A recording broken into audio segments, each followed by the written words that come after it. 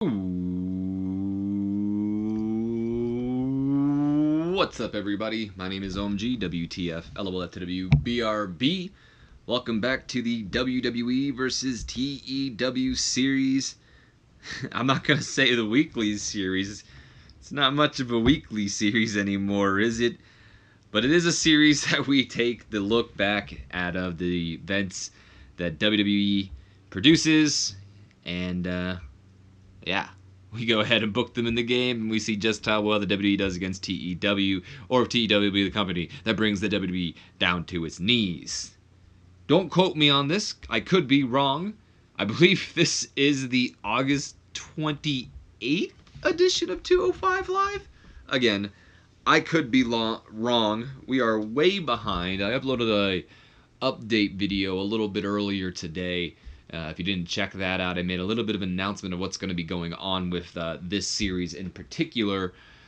Today, September 19th, 2018, I'm going to get 205 Live at NXT up, the ones that I've been missing from this previous week. And then starting next week, you know what, let's just do this. I don't care if it's on camera.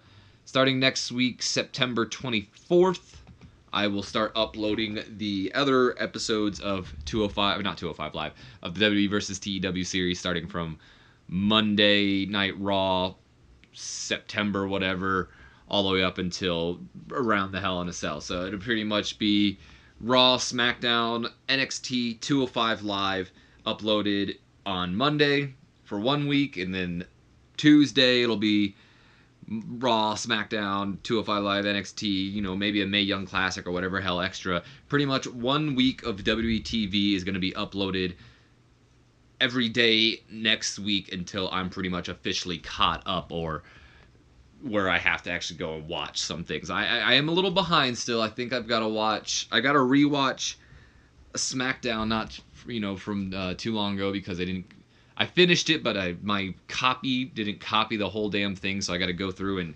time out a lot of the damn stuff again. It's very tedious and annoying. It's the second time that's actually happened to me.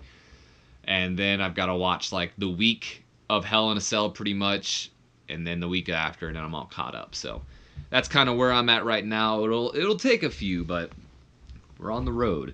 And that's kind of where we're going to be at for the rest of this series as well, I feel. I think the way I'm going to go about uploading them now is uploading pretty much Raw, SmackDown, 205 Live, and NXT all on one day to kind of represent the whole week of WWE, especially after we catch up too. That way, I think it'll be the best way going forward, because I'll be able to get a gauge of who WWE hired, if they had any like shock surprises that I have to like extend a contract to, or even like move where they're located. That way I can use them for that night. Simple stuff like that. It'll help me, you know, plan ahead.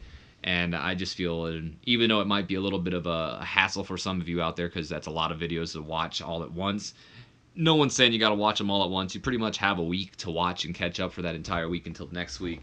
But I will admit that these upcoming videos where we're pretty much catching up, if you are trying to watch all the episodes, it will be a bit of a hassle there. But at the end of the day, these ones are just past episodes of Raw and all that you might not even want to watch because they're so far behind. And it's really up there for more consistency, if anything. So a little bit of a ramble here before we go off onto the show. So my apologies for that. But let's go ahead and jump in on the show. One thing before we do go ahead and jump in on the show, I will let you guys know. I mean, obviously, it's been a little while since I've seen this show, and I've watched quite a bit of wrestling in between. So I don't remember every single detail that goes on, but I might remember a few things here and there, and may be able to deliver my opinion on a couple of things. With that being said, we have our 34 E+ rating for our 205 Live cold open of the night. Of course, the DM, GM, Drake Maverick hyping up the Tonight Show pretty much, with going over the whole Alexander versus Drew Gulak situation that happened at SummerSlam, and then hyping up that TJP and Noam Dar will fight each other alongside Kalisto, who will take on Buddy Murphy tonight. And Tony Nese, I believe, was kind of featured in Buddy's corner, so he's probably not rated here, but, you know, still kind of put him on there because that's what WWE did. This is going to go bad, but who cares? We'll just give him money afterwards. It got an average rating on his gimmick, but the turn, a complete disaster. But again, I don't care. we'll just give him a bonus, and we have to just take the fault as it is because that's just how it happens sometimes. Especially now that we restarted the series too. 38 D- rating here as TJP cuts a brief promo on Noam Dar. Not exactly sure what he said. I don't really remember. My apologies. Did gain heat for the feud though. And I guess we are changing TJP's gimmick from show stealer to cocky.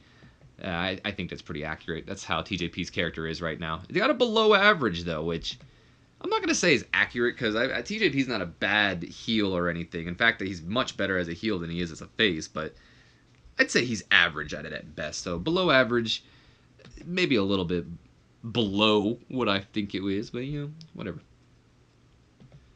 Moving on to our opening match of the night, 42, solid D rating here in a terrible matchup. Noam Dar goes over TJP in 10 minutes, 4 seconds by pinfall. TJP apparently really off his game tonight. That's unfortunate for him, although he is getting better at his gimmick that he just started. It did cool the crowd. TJP with an in-ring performance of a 36. Noam Dar, to my surprise, with a 41. I mean, TJP was really off his game here tonight, but Noam really stepping up. Nothing to be, brag about back at home or anything, but he outperformed TJ by a whole bunch, too. So it makes me believe that he might actually be able to outperform him even if TJ was on his game. Nonetheless, TJP's improving in his technical and performance skills, so I guess that's good. Moving on, we get a 50 D+ rating as we get a recap of the SummerSlam Cruiserweight Championship match between Alexander and Drew Gulak that, of course, took place at the pre-show event during SummerSlam. 98 A-star rating as we get a little bit of a preview for the next episode of John Cena and Friends. Haven't even really thought about this one, but I guess we're going to have to start. John Cena and Friends, of course, was going to be debuting their next episode on Monday, and it'll feature something between John Cena and Stone Cold Steve Austin, so that should be interesting. Austin learning to show more charisma, apparently. Also, got an average rating on his legend gimmick. 37 D- as we get a little backstage promo or whatnot from Drew Gulak, as he pretty much just talks about how Cedric Alexander got lucky in defeating him at SummerSlam and how he wants a rematch. I believe he's going to be denied that rematch, though, because he's got to earn it. In fact, that's this angle right here. 42 solid D. Drake Maverick goes ahead and denies Drew Gulak's rematch request, pretty much saying that we earn things here on 205 Live. So there you have that. Gaining heat for that feud as well. 47 solid D rating here as we get yet another freestyle segment here. Akira Tozawa was supposed to be in action. In fact, he was going to be taking on Colin Delaney, which Colin Delaney I might just hire on a pay-per-appearance thing because it sure to hell seems like they use him a lot on 205 Live. But, in fact, I think I'm going to make that in a notepad. But it wasn't really a, what am I trying to go on here? It wasn't really a match because before the match can take place, the Brian Kendrick, Gentleman Jack Gallagher, and Drew Gulak pretty much all came out and attacked freaking, what's his name? I just typed it in. Colin Delaney and Akira Tozawa before the match can even start. And then Drew Gulak just kind of coaxing Cedric Alexander out. Eventually, Alexander does come out. He's calling Alexander's title reign into question, pretty much saying how he lucked his way out, like he was saying before, and how he wants his title match rematch. So he's pretty much just trying to rile up Alexander. It works. Alexander comes out. He's ready to fight Drew Gulak. But GM Drake Maverick gets in between him and makes sure that doesn't happen. And typical. Nothing too special here, but continuing along the story here, Gulak putting a lot of doubt in the mind of Cedric Alexander. And I wouldn't be surprised if Gulak ends up being the guy to beat Cedric Alexander for the championship, especially now that it seems like 205 Live and Raw are just kind of fusing together. I mean, we all seen the Drake Maverick AOP thing. I guess Leo Rush is budding around with Bobby Lashley now.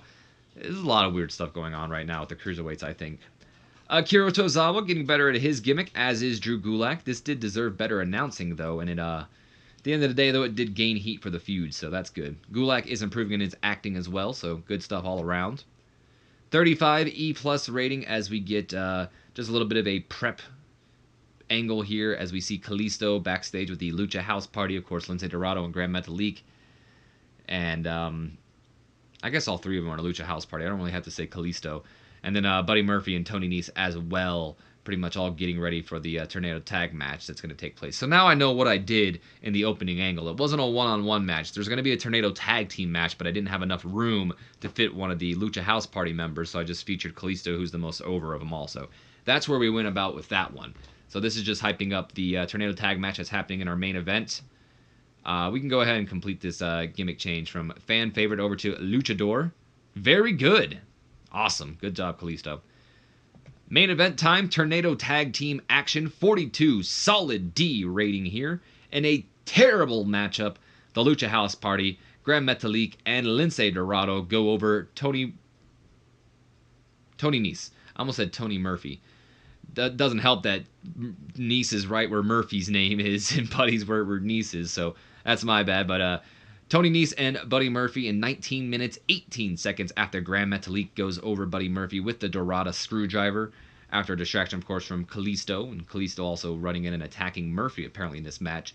I'm not going to lie to you guys. I don't remember any spots or anything that really happened in this matchup. I'm pretty bad at remembering spots in general. But this match was great. This was a fun match. I know the crowd was into it. They were definitely chanting Cruiserweights 205. They were into this match despite, it being the main event, them already having to sit through SmackDown and all that. This match definitely stole the show on whatever edition of 205 Live this is. They killed it out there. If you haven't seen this matchup, I definitely say seek it out. Definitely worth a watch because it was a great match. They did some great work here tonight.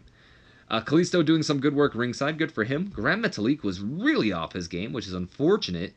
Apparently, him and Kalisto are an awkward pairing as well. They have no chemistry whatsoever. That's a manager pairing, so we can take that off. But as long as I see Kalisto with Metalik, it will stay there. That's how it works.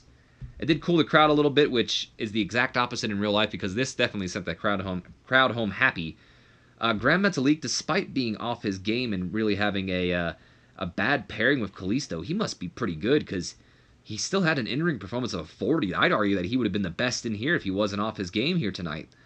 Lince Dorado with a 37, Buddy Murphy with a 40, and Tony Nese, to my surprise, with a 41, the best of everybody here. Gaining some heat for the feud as well, so good stuff all around. Nese improving in his flying skills. We end off the show and we get ourselves a 58 C- for 205 Live. It's not too shabby if you ask me. Not too shabby whatsoever. But that is going to be the end. We are getting ready for NXT, which I've already got written down for all the time notes and all that. It's going to be one of those shitty episodes of NXT, those where it's like still kind of like NXT TakeOver, but it's obviously was taped before the main event. So I hate those episodes because there's nothing that goes on that's special. It's just matches. And I mean, maybe that's something that you guys like, but I need a little bit of story, and those episodes have no story in them whatsoever. But with that being said, I will get that up to you guys as soon as I can.